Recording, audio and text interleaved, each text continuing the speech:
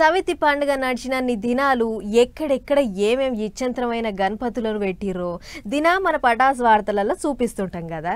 అగో అట్లనే ఇవాళ కూడా కొన్ని వెరైటీ గణేష్లను మీకు చూపిద్దామని పట్టుకొచ్చినా. మరి ఆలస్యం చేయకుండా గణేషులు ఎట్లున్నారు, ఎక్కడ పెట్టిర్రు అనే ముచ్చట్లన్నీ అరుచుకుని వద్దాం పారి. పోకశెక్కలన్న ముచ్చట ఎన్నడో యాది మార్చిన జనాలకు గా తెల్ల పోకలతోని ఏకంగా గణేశుడినే తయారు చేసిరు కొందరు అనలు. వనస్థలిపురంలో ఉన్న అభిమాన్య యూతోలు పెట్టిన ఈ గణేశుడికి తెల్ల పోకలు తెచ్చి అతకబెట్టిర్రు. ఏం తక్కువ 45 కిలోల పోకలను ఓపికెమ్మటి అంటించి తయారు చేసిర్రట. అట్లా గంటల కమానం కష్టపడితే ఇగో గీ పోకశెక్కల గణపతి తయారయ్యిండు. అయితే గిట్ల 1-2 ఏళ్ల సంధి కాదు, షానేండ్ల బట్టి గణపతి చరిత్ర ఆధారంగా ఎప్పటికప్పుడు కొత్త కొత్త గణపతులను పెట్టుకుంటూ వస్తున్నాం అంటుర్రు నిర్వాహకులు. ఇక ఇదిట్లుంటే అటు పెద్దపల్లి జిల్లా గోదావరి ఖాని తిలక్ నగర్ నుండే భారత్ యూతోళ్ళు ఎప్పట్లెక్కని ఈసారి కూడా అవ్వల్దార్ గణేశుని పెట్టిర్రు. గణపయ్య పక్క పొంటి ఛత్రపతి శివాజీ మహారాజును తీసి దేవుని పండుగల వీరత్వాన్ని కూడా చూపించిర్రు. పెద్ద ముచ్చటేందంటే వీళ్ళు గణేశుణ్ణి పెట్టబట్టి 25 ఏళ్లు నిండినాయట.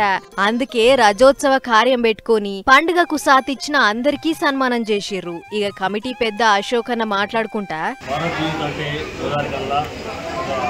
గణపతి ప్రత్యేకత ఇక్కడ సెట్స్ కానీ డెకరేషన్ కానీ మహారాష్ట్రకి బ్యాండ్ తెప్పించడం కానీ పోరాటాలు కానీ గోదావరికి డీజే కానీ ఫ్లెక్సీలు కానీ అన్నీ ఇక్కడికి వెళ్ళే ఈ ప్రాంతం నుంచి గోదావరి కల్లా ఏదైనా చేయాలంటే భారతదేశంలో కాపీ కొట్టాల్సింది.